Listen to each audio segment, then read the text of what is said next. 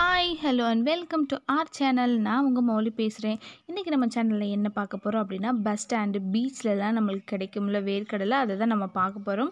வாங்க எப்படி செய்யலான்னு பார்க்கலாம். அதுக்கு வேர்க்கடலை எடுத்து நான் நல்லா ஊற வச்சுருக்கேன். இது கிட்டத்தட்ட ஒரு 200 கிராம் வேர்க்கடலை நல்லா ஒரு 6 ஹார்ஸ் நல்லா ஊற வச்சு எடுத்துருக்கிறேன். உங்ககிட்ட அந்த சீடோடு இருந்துச்சு, மேலே அந்த ஷெல்லோடு இருந்துச்சுன்னா கூட நீங்கள் போட்டுக்கலாம்.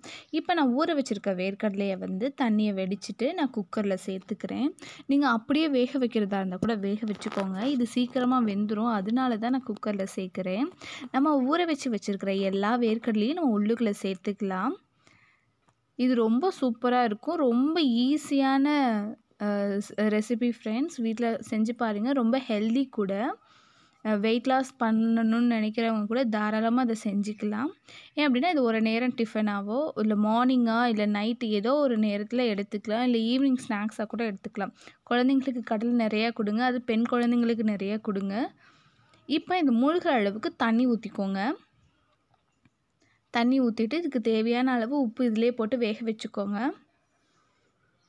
வேக வச்சு ஒரு 3 விசில் வச்சுட்டு நான் எடுத்துக்கிறேன். நல்லா சாஃப்டாக, ரொம்ப நறுக்குன்னு இருக்கக்கூடாது, ரொம்ப குழஞ்சி இருக்கக்கூடாது. அப்போ தான் நம்ம வேர்க்கடலை சாப்பிடக்குள்ளே நல்லாயிருக்கும். இப்போ அந்த வேர்க்கடலையை வடித்து எடுத்துக்கலாம்.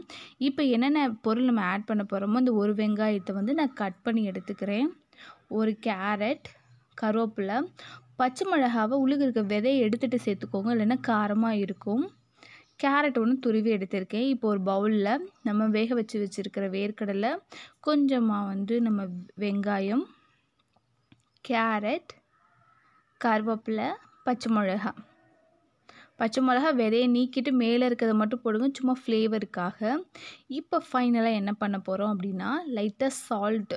ஏன் அப்படின்னா அந்த வெங்காயம்லாம் போட்டிருக்கோம்ல, அதனால லைட்டாக சேர்த்துக்கோங்க.